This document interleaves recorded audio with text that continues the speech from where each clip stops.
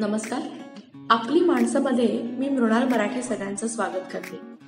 वाचक कट्टाच्या पहिल्या भागात आज आपण बोलणार आहोत ॲन मेरी स्लॉटर यांच्या unfinished business women, men, work, family या पुस्तकाबद्दल.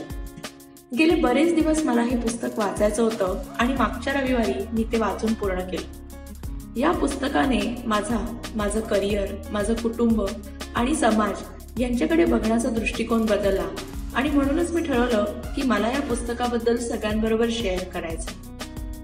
आता आधी आपण लेखिकेची थोडी ओळख करून घेऊ. लेखिका ॲन मेरी स्लॉटर या हार्वर्ड लॉ स्कूलमधून ग्रॅज्युएट झाल्या आहेत. She was a president and CEO of American society of international law. सध्या त्या न्यू अमेरिकेच्या प्रेसिडेंट आणि CEO आहेत. She was the first woman to serve as a director of policy planning for the US State Department under US Secretary of State Hillary Clinton from January 2009 to February 2011. याआधी त्या Woodrow Wilson school of public and international affairs at Princeton युनिव्हर्सिटीच्या dean होत्या. पुस्तकाबद्दल पुढे बोलण्याआधी मला एक गोष्ट सांगावीशी वाटते आणि अर्थात ती तुम्हाला आता कळलीच असेल की ॲन या अतिशय महत्वाकांक्षी स्त्री आहेत. 2012 मध्ये द अटलांटिक या मॅगझिनमध्ये त्यांनी why women still can't have it all नावाचा एक लेख लिहिला होता. हा लेख खूप गाजला. जगातल्या सगळ्यात जास्त ऑनलाईन वाचल्या जाणाऱ्या लेखांमधला हा एक लेख आहे. आता आपण पुस्तकाकडे वळूया.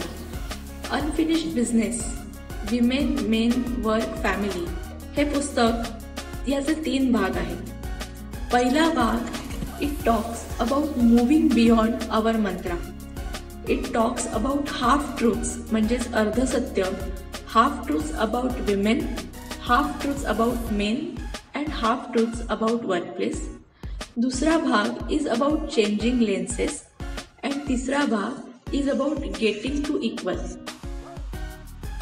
ॲन मेरी म्हणतात की आपल्याला कायम अर्धसत्य सांगितली जातात, ज्याला त्या हाफ ट्रूथ म्हणतात. You can have it all if you are committed enough to your career. You can have it all if you marry the right person. You can have it all as long as you sequence it right. पण ॲनच्या दृष्टीने ही सगळी अर्धसत्य आहेत. ह्याच्यातली खरी गोष्ट किंवा पूर्ण सत्य कोणीच सांगत नाही.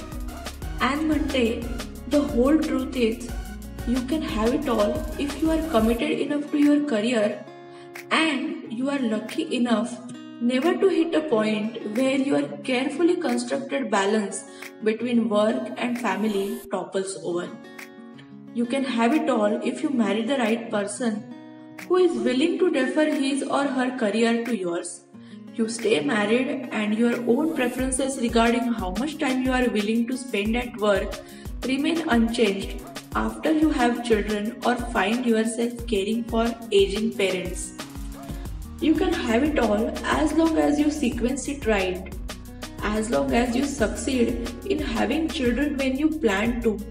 You have an employer who both permits you to work part-time or on a flexible work schedule and still sees you as a leadership material, or you take time out and then find a good job on a leadership track once you decided to go back, regardless of your age. Anne म्हणते दर सोमवारी मी प्रिन्स्टनवरून वॉशिंग्टनला जायचे आणि दर शुक्रवारी उशिरा वॉशिंग्टनवरून प्रिन्स्टनला यायचे. माझ्या मुलांना मी आठवड्यातले 2 दिवस शनिवार आणि रविवारी भेटायचे. माझ्या करिअरमध्ये माझ्या नवऱ्याने आणि माझ्या मुलांनी मला पूर्ण पाठिंबा दिला.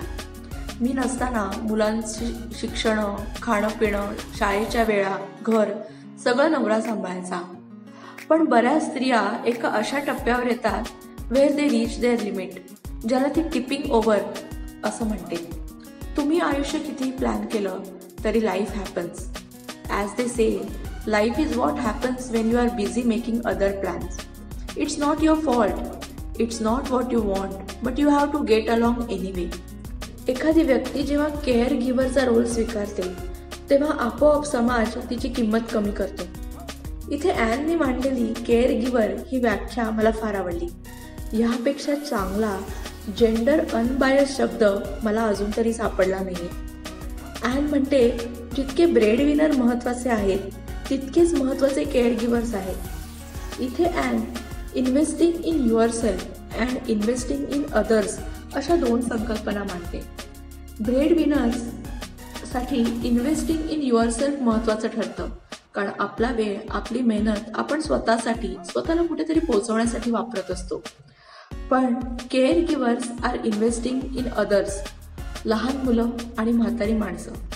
दुसऱ्याला त्याच्या जाणीवा, भावना, कपॅसिटी आणि एबिलिटीची पूर्ण जाणीव करून देणे हे समाज आणि उद्याचे नागरिक घडवायच्या दृष्टीने खूप महत्त्वाचं आहे. आणि तीच कामगिरी केअर गिव्हर्स पाडत असतात. ब्रेड विनर्सना सपोर्ट हा केअर गिव्हर्सचाच असतो. केअर गिव्हर्सच्या इतकी चांगली मॅनेजमेंट स्किल्स ही कुणाचीच नसतात. The management skills of care giver help you to inspire and empower your team to reach its full potential. अर्थात अशा वेळेला करायचं काय हा प्रश्न सगळ्याच नोकरी करणाऱ्या व्यक्तींना, विशेषतः स्त्रियांना पडतो. तेव्हा ॲन असं म्हणते, you can have it all but not all at the same time.